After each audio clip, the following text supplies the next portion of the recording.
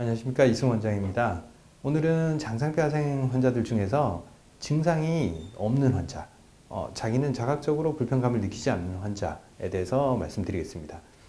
제가 봤던 환자, 최근에 봤던 환자, 한 50대 중반 정도 전문직에 종사하시는 분이었어요. 그런데 장상폐하생을 한 3년 전부터 진단을 받았고 매년 내시경을 했을 때마다 조금씩 심해지고 있는 중이었어요. 그런데 본인은 아무런 증상도 못 느끼고 소화도 잘 되고 못 느낀다, 이렇게 표현하셨습니다. 그래서 제가 내시경을 보니까 정말 3년 전부터 점점 심해져 오고 있었습니다. 왜 상태가 안 좋아지는데 위가 표를 내지를 않을까요? 불편하고 그 형태는 상당히 이렇게 불룩불룩하고 굉장히 안 좋게 변하는데 왜 표를 내지를 않을까요? 이게 장상폐하생의 특성이에요. 세포가 점점 다른 형태, 원래 위세포가 아닌 장상피 같은 형태로 변형이 되는데 이게 통증을 유발하는 변형이 아닙니다. 우리가 통증을 느끼는 위의 병변은 오히려 얕은 표면의 표재성 위염이나 이렇게 찢어지는 궤양, 구멍이 파이는 궤양, 침륜성으로 이렇게 뚫고 들어가는 증상에서 통증을 느끼지, 세포가 사라지는 게 아니고 다른 세포로 이렇게 변형을 일으킬 때는 대단히 자연스럽게 천천히 변형이 일어나요. 그래서 아프거나 뭐 그런 현상을 별로 나타내지 않습니다. 우리가 장상폐하생 진단 받은 분들 중에 쓰리거나 아프거나 통증을 호소하는 분들도 있어요. 소화도 안 되고. 사실 그런 분들이 장상폐하생으로 변한 부분이 그런 통증을 유발하느냐, 사실 그것보다는 그 옆에 있는 다른 염증, 급성염증이나 뭐 궤양이나 옆에 있는 것들, 혹은 점막, 얇아진 부분이 이 위산에 대해서 자극을 받아서 그런 부분에서 느끼는 거지, 장상폐하생 세포가 꼭 통증을 느끼는 건 아닙니다. 통증이 장상폐하생 환자들 중에 불편을 느끼는 환자가 50% 미만이에요. 통증을 못 느끼는 환자가 더 많다는 거죠.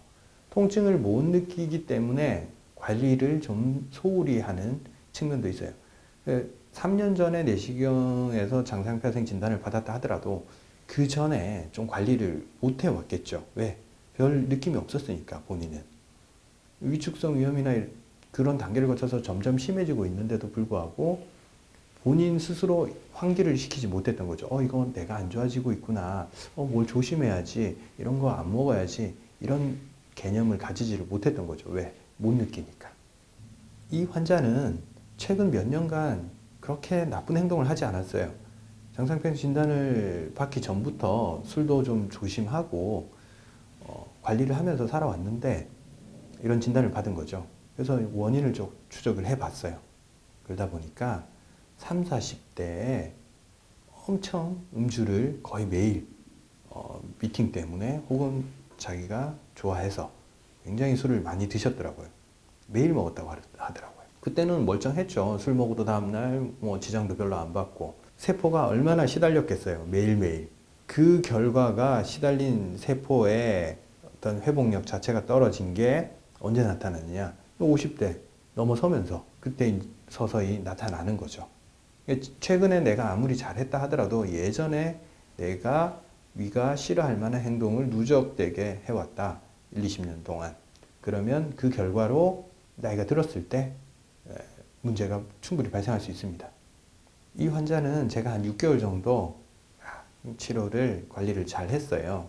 6개월 동안 한약도 쓰고 혈액순환 안 된 부분 풀어내고 하면서 6개월 동안 위가 좋아하는 환경들을 딱 만들어줬어요.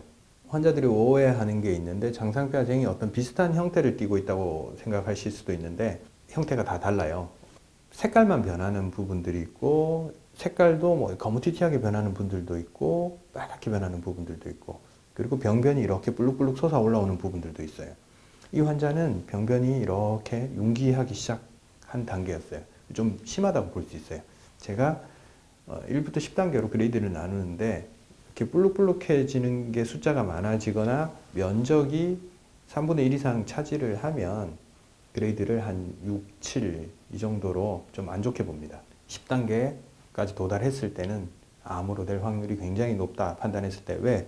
이 울룩불룩해지는 이 병변이 점점 커지면 계속 그 부분을 조직 검사를 할 수밖에 없어요. 왜? 왜 이렇게 자라지? 선종이나 이런 위암 단계로 자꾸 넘어갈 수 있는 형태를 띠게 되는 거예요. 그래서 장상피하생이라도 형태 변화가 없는 경우는 그나마 좀 좋게 보는 거예요. 평평하고 어떤 윤기가 없다, 볼록 튀어나오는 게 없다 하면 일단 그레이드가 낮아요. 초기 단계로 보는 거죠. 이분은 좀 형태적인 변화가 발생하고 있었기 때문에 좀 심하다. 조금 관리를 잘 해서 이 부분을 회복을 시켜야 된다. 제가 말씀드리고 6개월 동안 치료를 진행하고 다시 검사를 했을 때 일단 그 부분이 싹 가라앉아요. 불룩불룩했던 부분들이 싹 가라앉고 전체적인 면적이 싹 줄어들어요.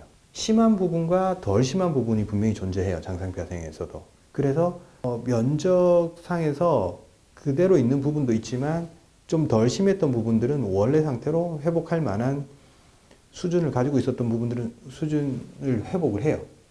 육안으로 봤을 때. 우리가 육안으로 보는 거랑 조직 검사를 하는 거랑 조금 다른 문제라고 볼 수 있어요. 그렇지만 육안으로 봤을 때 매끈해지고 울퉁불퉁한 게 가라앉으면 일단 이거는 긍정적으로 충분히 볼 수가 있는 거죠. 처음에는 이 조직 검사를 한 3, 4군데 정도 떼봤어요. 우리가 치료하기 전에는.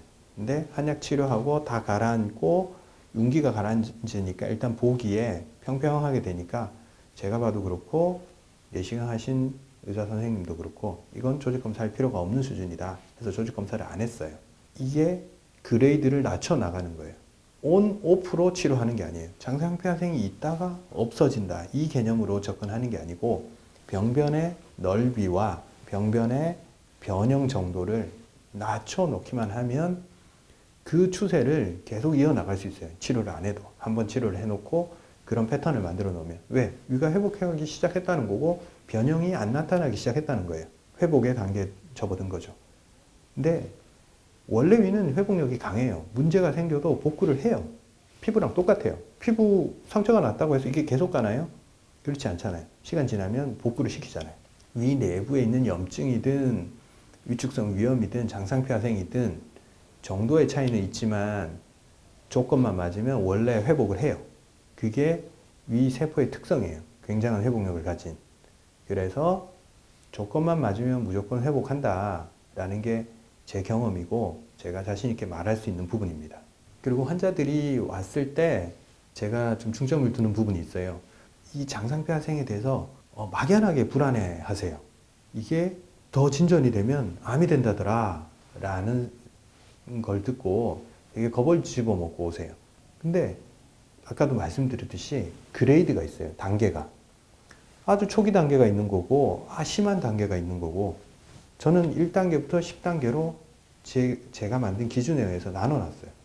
그래서 환자들한테 막연하게 장상피하생이 아니고 본인이 어느 정도로 심한지 그걸 명확하게 아셔야 된다. 본인의 단계는 3단계다, 4단계다, 5단계다, 6단계다. 3단계 정도는 아주 경미하니까 이런 거는 조금만 관리 잘 하면 금방 사라질 수 있는 단계다. 6단계, 7단계 변형이 많이 왔다. 이 변형된 부위의 숫자를 줄이고 면적을 줄이자. 그레이드를 낮추자. 자기의 어떤 막연한 자기의 상태를 모르면 그건 불안해질 수밖에 없는 거예요.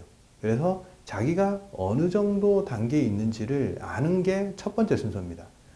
그래야지만이 불안감이 없어지고 내가 뭘 해야 되는지에 대한 명확한 목표가 생기는 거죠. 그 그레이드를 분류하고 환자한테 그 상황을 설명하는 거에 대해서 제가 시간 할애를 많이 합니다. 그러면 환자들이 대단히 편안해 하세요.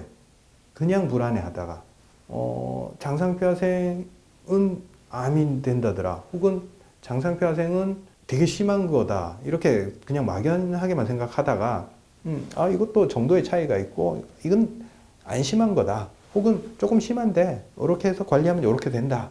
이렇게 제시를 해드리면 불안감이 없어지면서 치료가 잘 돼요. 사람이 불안해하고 심리 상태가 안 좋으면 염증이든 뭐든 더 심해져요. 정말 그런 경우를 많이 봅니다. 그래서 일단 불안감을 없애고 내 상태를 아는 게 먼저다. 그것만 해도 치료는 반은 됐다라고 말할 수 있을 정도로 일단 불안감을 없앨 수 있는 거죠. 그런 과정을 거쳐서 좀 하나씩 순리대로 해 나가는 게 중요하다 말씀드릴 수 있습니다.